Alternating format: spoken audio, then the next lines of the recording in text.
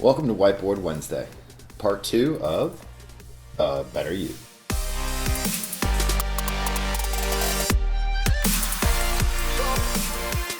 So, reflection of part 1 talked about resources and things that either I read or I do to help you. So, I'm going to go through those today and give you a couple of ideas of what it is I felt important on my journey to try to be a better you. Again, I'm not even there yet, right? Like, I'm on my journey, and everyone has their own journey, and it takes however long it takes. It could just be an everyday journey. In my life, it looks like it's going to be an everyday battle to constantly be a better me for the rest of my life. I mean, we're not born to be the greatest people in the world. We have to work on it moment by moment, minute by minute, situation by situation. That's one of the things you got to change is how you communicate, and the words you use allow you to mentally be and effectively be a better person. I hate the word problem.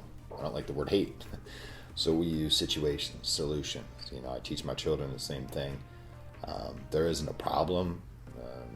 There's a problem with my pitching or my hitting. No, it's a situation. Here's the solution. You have to work on it, right? Like how I work and talk to my children, how I work and talk with my wife, how I work and talk with my team members is reflective and will be reflective on everything I do and I say and how I portray things. So, kind of in the beginning here, I grabbed a nice little leather-bound book and about 2-3 years ago and started journaling, getting my ideas on paper and the things that I felt that I needed to do. And I started a 30-day routine a little over 3 years ago. And I wrote in every day, and I will go back and I will highlight things when needed. I will go back and read and underline things as needed, circle things as needed.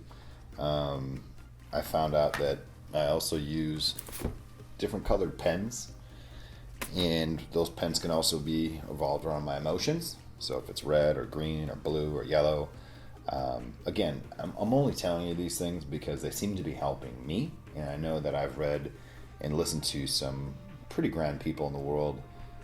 They journal every day. They write about it, because the thing is, if you can capture your thoughts and your moments of that day before you start your day, and as you grow over 30 days and you start learning these things and you start learning about how your mind is working, you can better not only control, see what happened that day, see what triggered that day, and go back and be reflective and move forward in a much more positive way.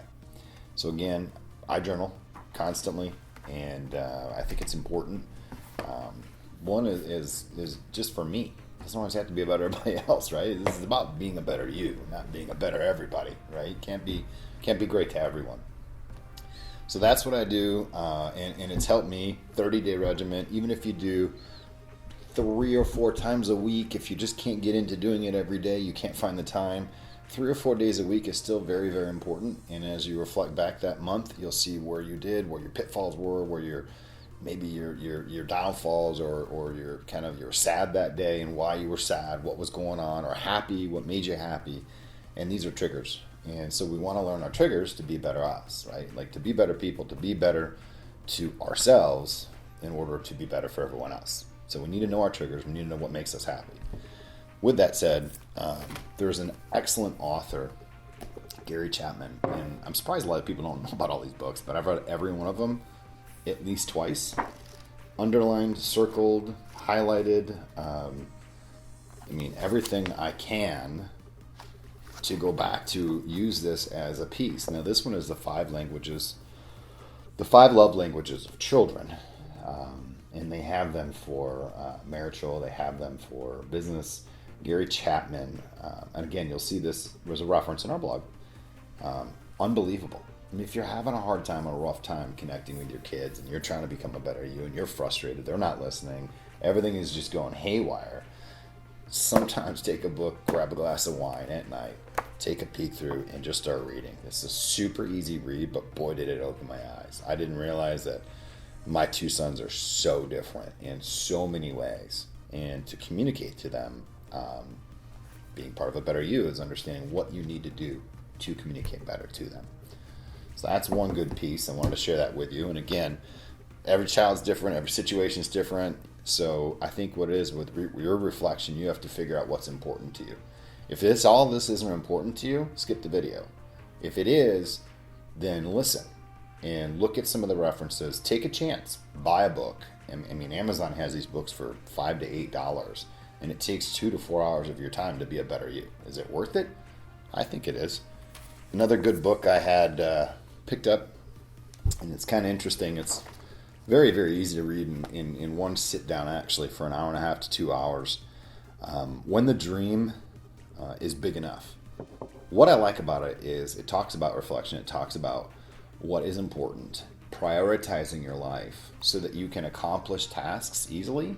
And as you build tasks and accomplish small tasks step by step, you actually can do so much more by building up your understanding, your belief in yourself, your confidence, your passion, know what to look for, know how to set the right goals.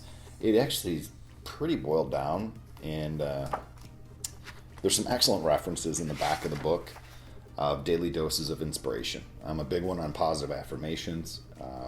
I'm a big one on learning mistakes from others as well as my own, and that's why I journal, so I can go back. But it's pretty neat. Again, we'll put this in here. Jumpar, put that book in there for you. Big one, you know me, Simon Sinek. We talk about why every single day now, right? Like, everything has changed this last 2 years, and I think the old style of working in content for business-wise to be a better, company here, we've done this. But if you actually boil it back down to you, this book, and it's super big print and easy, and it's really fun to follow. It's just a practical guide for the purpose of you. Just kind of figure out where you want to be, how you want to sit, what you want to be, what you want to do, how you can be better at what you're doing to be reflective upon being a better you. So you can work together with not only your work, your personal life, but being that standard, that staple of happiness that you can create for yourself, and understanding your why. Man, I tell you, it's crazy how much we've learned, not only about ourselves as the team members, but about myself as a person, helping my children with the same aspects, right? Marriage is a whole nother topic, and it's a much deeper and harder, but if you don't find you first, you will never find the person that you're looking for in a marriage either. So one of the big books that you should look at is Gary Chapman, Marital. There's the 5 love languages of your wife, of your spouse. Again, here's the book on why. This is a great book, easy, quick, good read. I've been thumbing through this for a long time, twice now. Again, those are some books and some ideas of how to kind of help you. Inexpensive, quick, sit down, enjoyable reads. These aren't boring books. These aren't bad things. These aren't like homework assignments, but I think it is the most important. If one person was to buy one of these books and it changes their life, and to help you understand it's okay to be wrong, it's okay to feel depressed, it's okay to feel anxiety, it's okay to feel what the world is going around you. I think what's important though is that if you don't take time for you, whether it's 5 to 15 minutes a day, you won't be a better version of you, and it's impossible. So take this video today, take some of these resources. I'm going to put everything in the blog. We're going to write about what's important, some of the fun steps, some of the interesting books that are out there. And I think that'll lead you down the path to help you to your, mental freedom of being a better you. So with that said, happy Wednesday. Remember, coffee always makes me happy too. Talk to you soon.